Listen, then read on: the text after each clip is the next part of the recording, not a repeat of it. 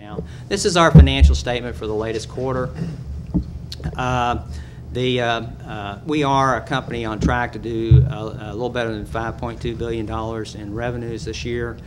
We are one of the most successful companies out there, and particularly in running community hospitals. We're well known for that. And this is just an example of the kind of performance. If you guys have further questions on our financial capacities, then we'd be more than happy to address them. So at the end of the day, what it's about is taking our 3 initiatives for every hospital: the ER, emergency room operations, physician recruitment, and market service development, matching it with our quality, volume, and earnings growth, and all of that produces opportunity in the community for a hospital. And with healthcare reform, particularly the way it stands right now, what we know is, which is not a whole lot, okay, because not a lot of regulations have been published, which makes it challenging to deal with what's coming.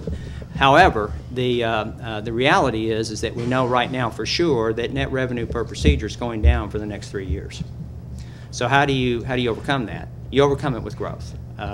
You know, you got to be more efficient, and I often use the analogy of hamburgers because, unfortunately, healthcare is in many ways a commodity to the consumer.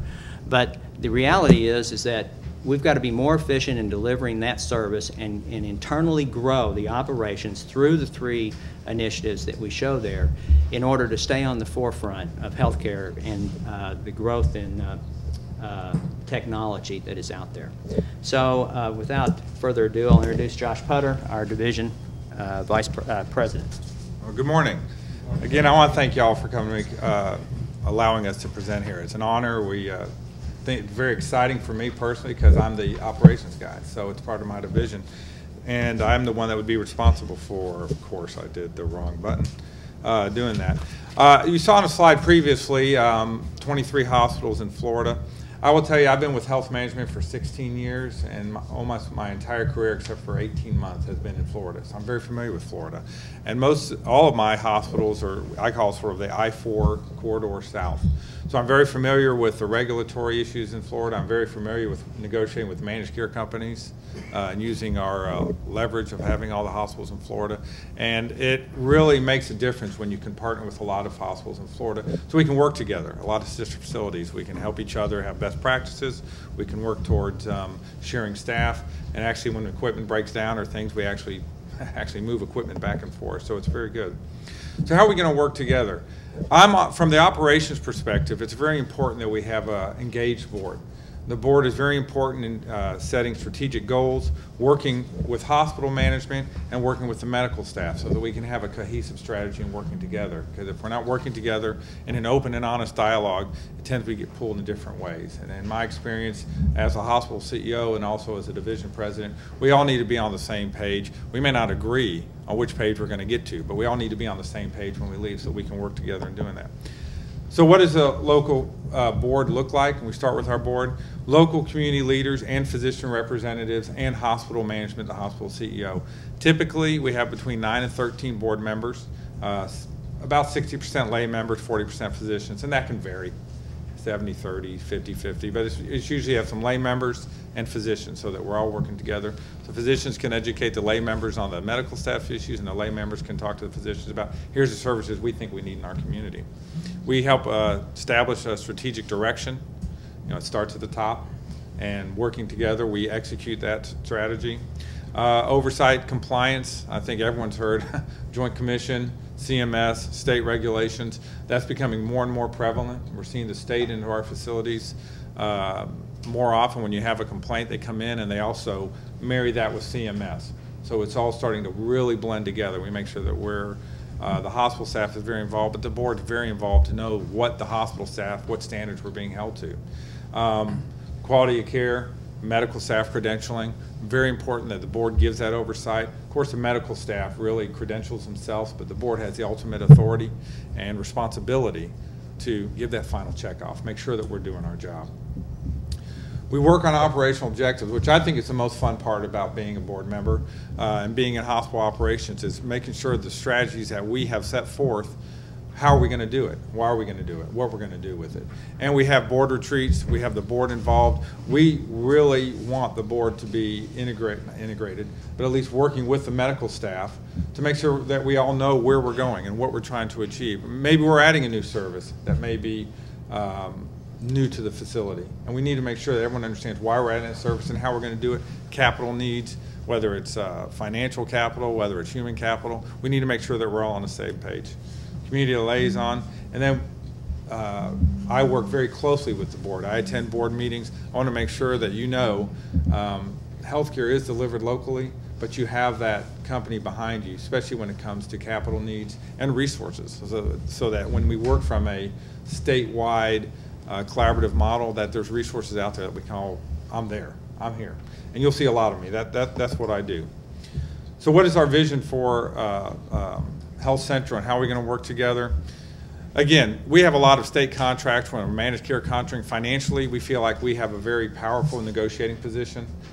We have contracts throughout the state. We have hospitals throughout the state. Some of the hospitals are sole community providers, and it's important for managed care companies to have a presence in those markets, and we can leverage that strength with our hospitals throughout the state. But not only that, I work on the three-pronged strategy with the board and the medical staff, whether it's market development, physician recruitment, and ER metrics and operations. So we want to capture not only organic growth, but make sure that if there's out-migration, and we can provide the service, because you can't always be everything to everyone. But for those services that we can enhance and provide, we want to make sure we do that and make sure that we keep everything local and that the community here is served by its local community hospital. Outreach practices, services, we want to make sure that everyone, whether it's an inpatient service or an outpatient service, going through the whole continuum. You know, once you leave an inpatient setting, you have needs going forward, whether it's rehab, whether it's long-term care. We want to make sure that that continuum is satisfied from when you enter the hospital to when you leave the hospital, so that you can go back to your activities, daily living, or whatever you want to do. Make sure that if you need help outside the hospital, we're there. We work with independent physicians. The medical staff, last time I looked, I can't admit a patient. The medical staff is key to making sure that your hospital is one route. We work very closely with the medical staff. They set the standard for quality of care. Now, I may have this standard and the medical staff may have this standard. We want to go to that higher standard, and we can't do it without the medical staff. I want to provide those resources to make sure that our medical staff has the best ability to provide the highest care. And we work very closely with it. We talked about service line enhancements.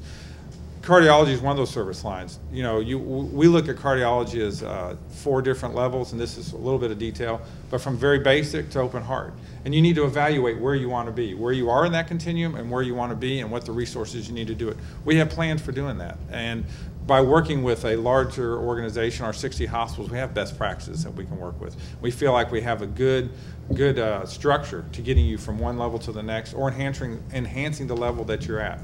You can see the service lines there: emergency services, primary care. Primary care will be the hardest, one of the hardest specialties or physicians to recruit. You need to have a good primary care base, because the primary care base is really the driver of healthcare, and it gets the referrals to the specialists. And we also look at the continuum, like I said before, different times of long-term care, or other than acute care. You know, you have rehab, you have assisted living, you have nursing homes, you have vent care. We work a lot with facilities for long-term vent care. If that's a need in the community, whether we have a financial stake in it or we have a partnership with it, we want to make sure that that continuum goes all the way through. When I talk about physician collaboration, I feel like, and I know, that health management is very nimble, and we look at different ways of collaborating with physicians. Some physicians are looking for employment. That's a model that has grown over the years for several different reasons. We're open to that model. We do income guarantee and recruitments. If you have an independent practice, they want to grow their practice by adding a new physician member, we do income guarantees and help make sure that that first year that the financial obligation is lessened, so that they can focus on growing the practice, getting the patients there. MSO services, medical staff organizations, physician practices may want some help with managing their practices. It's getting very difficult. I think you've heard it before. Spend more time with paperwork than you do with patients. So we want to try and lessen that burden.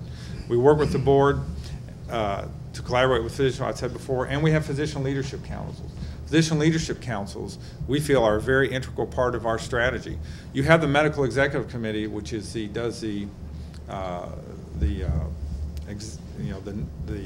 paperwork part of the administrative duties of the medical staff. We also like to have a physician leadership council that helps integrate and implement our strategies. It's not usurping the medical executive committee. That's not the point. The point is the medical executive committee has a lot of work to do. Credentialing, quality, a lot of paperwork. So let's get a meeting, and they may have medical executive committee physician members on it. Let's get a committee together where we work on strategic growth, different service lines. What's wrong? What's going in the hospital? What's going right? What can we do together? So we really involve our physicians. We have over 850 active providers, employed physicians in our network. We employ a full spectrum of physicians: primary care, hospitalists, orthopedic surgeons, ENT. We make sure that there's different options for our physicians to practice in our hospital. It's important that we have the physician medical staff that will support the hospital and the local community. It's all about local. Healthcare is a local issue. We talk a lot about quality in our presentations and what we do in the facilities. Quality is pervasive throughout the organization. Every hospital, at the hospital level and at the home office level in Naples. Quality is everything. What are we here to do? We're here to take care of our patients. We look at quality as just like a business plan.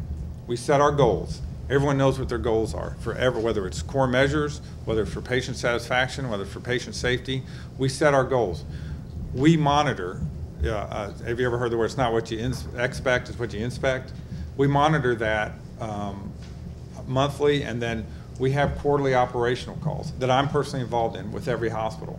And we make sure that we have our plans. What is our plan? What is our goal? What is our actual results? And what do we need to do to improve those results? We have input from physicians out in the field. We have corporate advisory boards that are made up of physicians from our 60 different hospitals. Because there's always a better way to build there's always a different way to build a better mousetrap, and it really helps having these physicians throughout the organization, throughout the country, assisting us in that. And eventually we have board oversight. So what does that really mean? Where does that get us? I think Gary and Kelly both talked about we wanted to be #1 in core measures in the next release. You can see where we started. I think we're down in the low 80s. I think our latest scores released will be composite score for core measures. I think it's 98.6 or 98, 99. Really made an effort, and it was a concerted effort, and there was a lot of resources to it.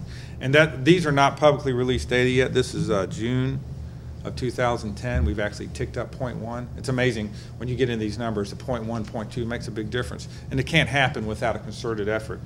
Where we've been, this is the latest released data. Composite was 94th percentile. I think this is about a year ago, and you can see everything was high, but it's just not good enough. And that's not saying perfection is where we're all. Perfection is not necessarily reality, but it can be if you have the processes put in place for core measures. We're very proud about that. SCIP, surgical care improvement process, we just started that about a year ago, and we've had great improvements up in the high percentiles. So it makes it, if you have a plan and you act on your plan, you can really make a big difference. And with that, I will turn it back over to Kelly.